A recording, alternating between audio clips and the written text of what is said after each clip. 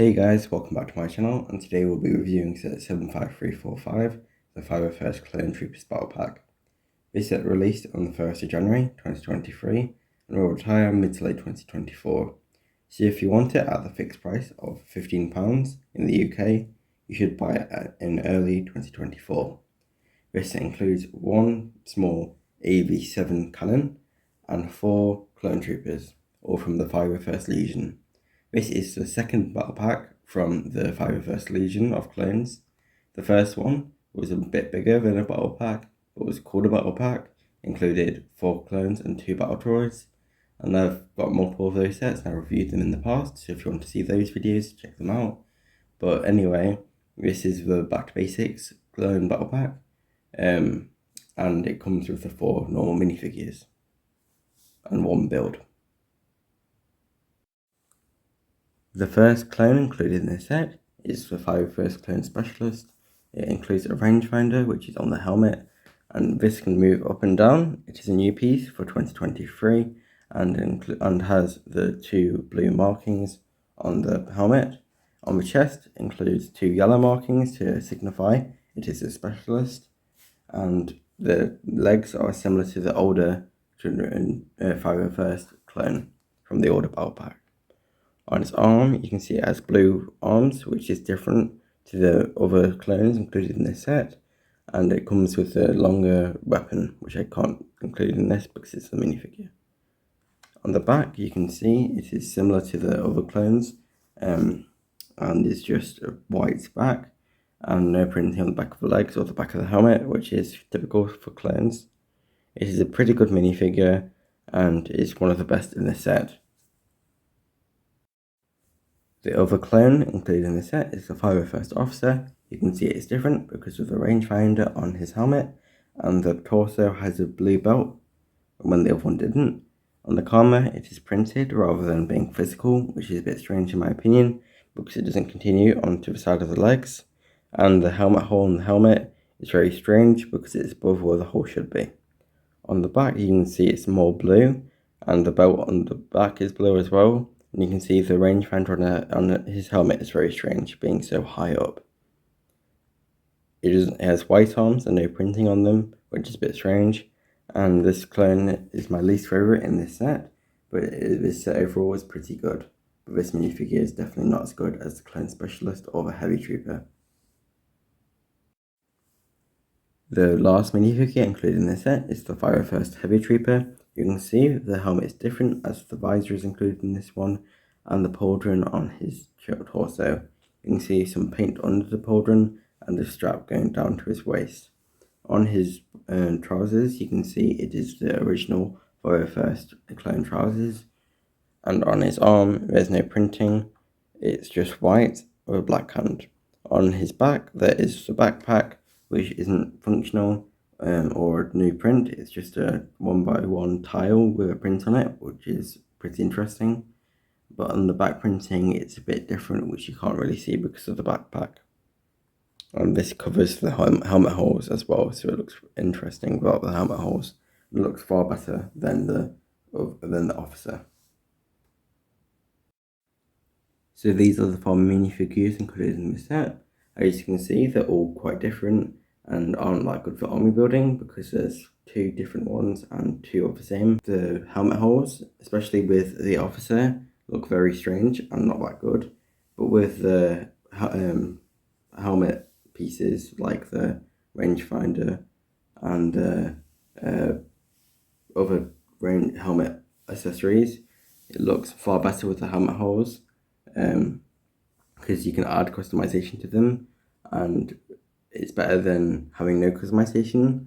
But I think with ones with only 1 rangefinder, we should have helmets with 1 hole on one side and 1 hole without a hole, 1 side without a hole. And if they're not having any accessories at all, they should just not have a hole, or make the hole further down the helmet to make it look better. This set also includes 1 build, which is the AV7 cannon, which is far smaller than it would be in minifigure scale, but it is made for a battle pack. Unfortunately, this set doesn't have this build doesn't have anywhere to put the gun for the Heavy Trooper, which can command the cannon, and also the cannon doesn't have any control panel to input commands to the cannon, which is a bit strange because the clone looks like it isn't doing anything for the cannon. The cannon is very interesting build, and it's mainly grey with some highlights of dark red and yellow. I don't really understand why they included yellow in it, but the grey and dark red is, for the Republic, so I understand the dark red highlights.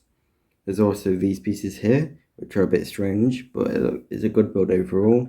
And one of the only downsides is that if you put too much weight on one side, the legs can crumble if you do it in the correct spot, mainly over here. If you take off this clone, and then if you put weight here, it can crumble, but it's not that easy to do and can easily be fixed. And this set is a pretty good sturdy build. The other downside to this set is that the cannon only has one range of motion up and down, and it's very limited.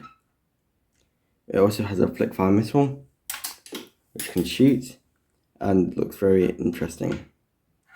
This set also has a larger, or this build even has a larger nozzle for the cannon, and looks a lot better than the older sets, which are very short and stubby, and don't look like the cannons.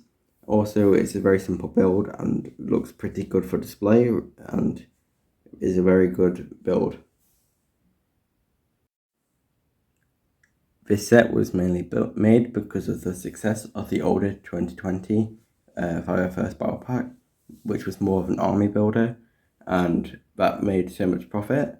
They decided to make another Fire First Battle Pack, but with more of the different variations of clones in the armies of the Fire First. And this is kind of based off of the designs for the Battlefront 2 video game, which I love, and it looks very interesting. If you look at the video game source material and these minifigures, the only downsides are the officer and the helmet holes of the minifigures, which looks very strange, but are very good for putting like head details on, helmet details on. But the officer helmet looks very strange because of the one side of the helmet looks very odd.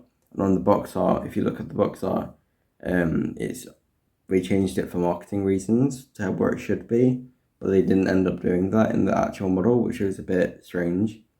And on the design flaws I mentioned with the AV7 cannon not being able to change its view of its field of view more than up and down, and the no controller panel on the small AV7 cannon. So that build is pretty good and is just as good, if not better, as the older builds on the older Fire First battle pack. But overall, the older one is a bit better, and it's not as good as army building. This one isn't as good as army building as the old one, and I would only buy one or two of these, but it is more affordable and looks just as good, apart from the few design flaws with the build and some minifigures. But overall, this set is a good 7 out of 10, and without the design flaws of the helmets and the wastegapes and the build, it could be far higher. So that ends my review of the 75345 Fire First Clone Troopers Battle Pack, and this is just going to be final thoughts of the my channel. If you like my videos, you should like and subscribe, and you can check out my channel and share it to other people who like Star Wars or Lego. But thanks for watching, and I'll see you next time.